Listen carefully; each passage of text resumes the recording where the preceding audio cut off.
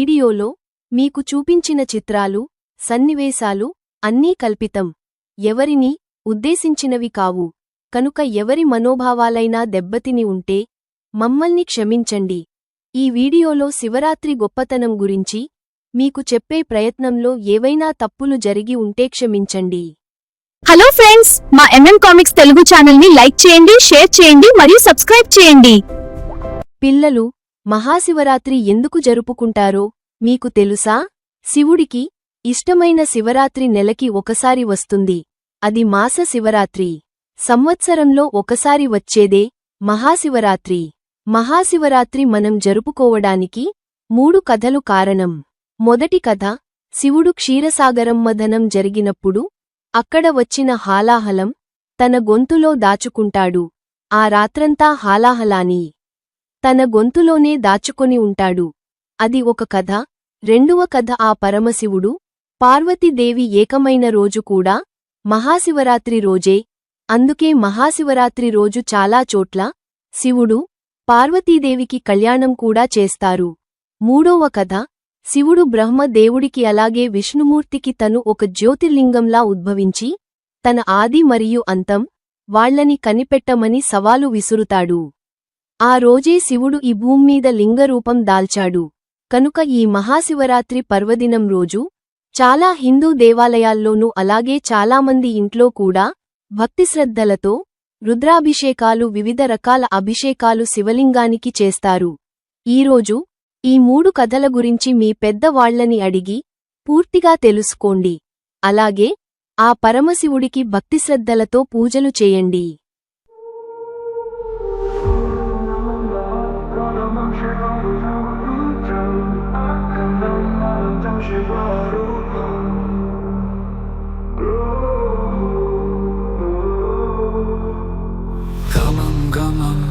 Japam tapam, shivam shivam shiva viswam. Echoes rise through the silent air. Flames of time, they twist and tear. Om Shivaya. Ah ah ah ah ah Maha. Ah ah ah ah ah Shiva.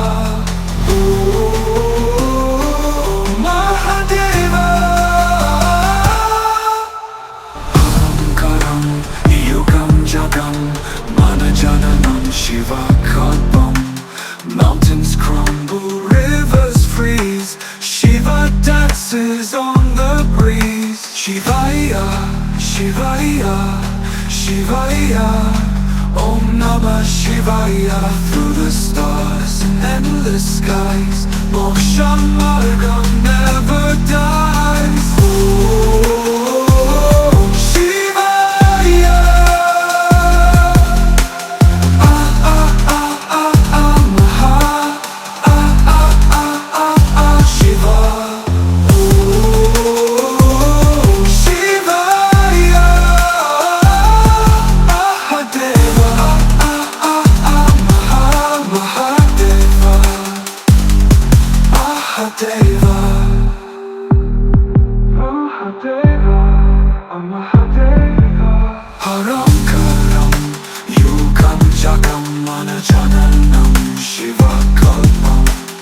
Mountains crumble, rivers freeze.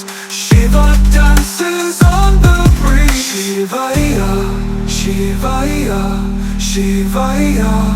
Om Namah Shivaya. Through the stars and endless skies, Moksha Margam never dies. Om Shivaya.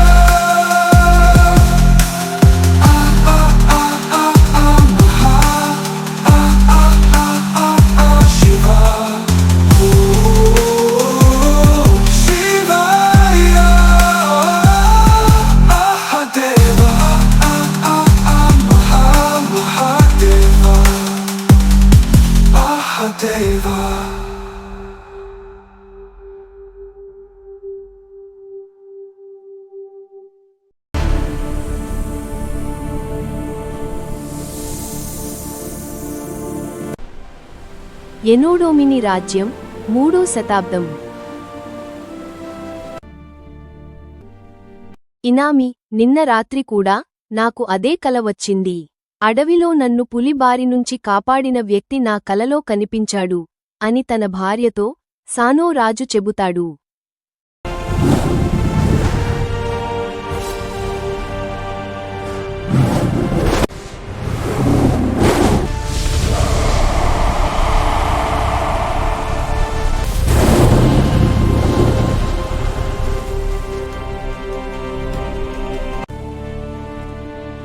ప్రజలారా, ఈరోజు జరగబోయే యుద్ధంలో విజయం మనదే, మీరేం భయపడకండి అని రాజు తన రాజ్యంలో ప్రజలతో చెప్తాడు.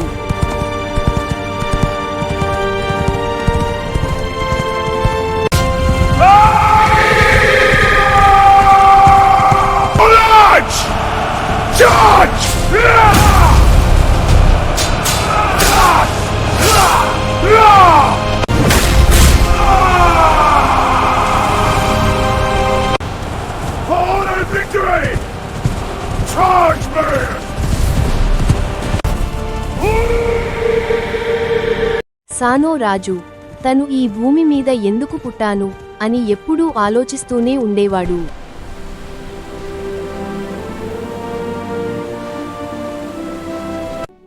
Rest now, my son. You are safe. Yes, father. Sleep. I am here. సానో రాజు యుద్ధం నుంచి తిరిగి వచ్చాక తన కుమారుడు ఏదో అంతుచిక్కని వ్యాధి వల్ల అనారోగ్యానికి గురవుతాడు. చాలామంది వైద్యులు అలాగే పండితులు వివిధ దేశాల నుంచి ఆ రాజు దగ్గరికి వస్తారు.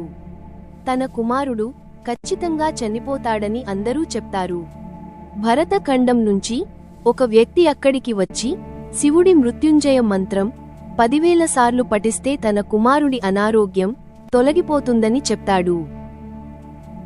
సానో రాజు ఆ రాత్రంతా నిద్రపోకుండా శివుడి మృత్యుంజయ మంత్రం 10,000 సార్లు పఠిస్తాడు. ఆ తర్వాత రోజు తన కుమారుడి అనారోగ్యం తగ్గిపోతుంది. Behold, the eternal abode of Shiva rises from our hearts. Let every stone proclaim our vision strength.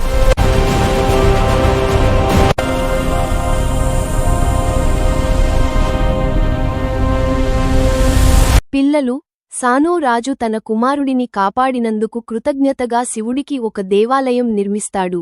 అప్పుడు రాజుకి మహాశివుడు వల్ల మోక్షం లభిస్తుంది.